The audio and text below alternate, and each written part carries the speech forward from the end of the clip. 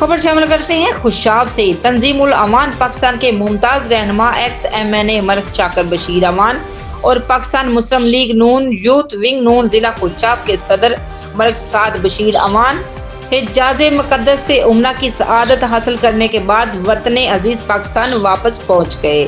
امان ہاؤس نورپور تھل میں ان کو یہ عظیم سعادت حاصل کرنے پر مبارکباد کا سلسلہ جاری۔ اس حوالے سے دیکھتے ہیں ہمارے ڈسٹرکٹ بیورو چیف راجہ نور اللہ عاطف کی یہ خصوصی رپورٹ۔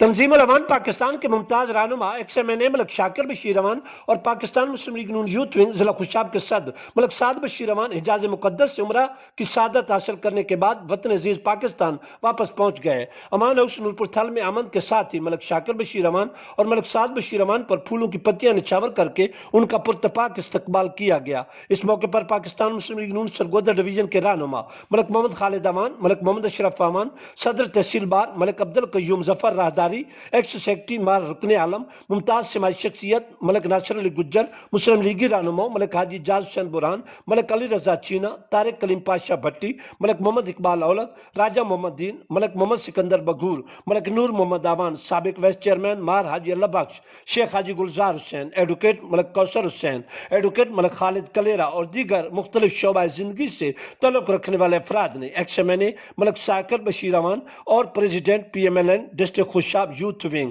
ملک سعد بشیر امان کو عمرہ کی سعادت حاصل کرنے پر مبارکباد دیتے ہوئے ان کے لیے نیک تمناؤں کا اظہار کیا۔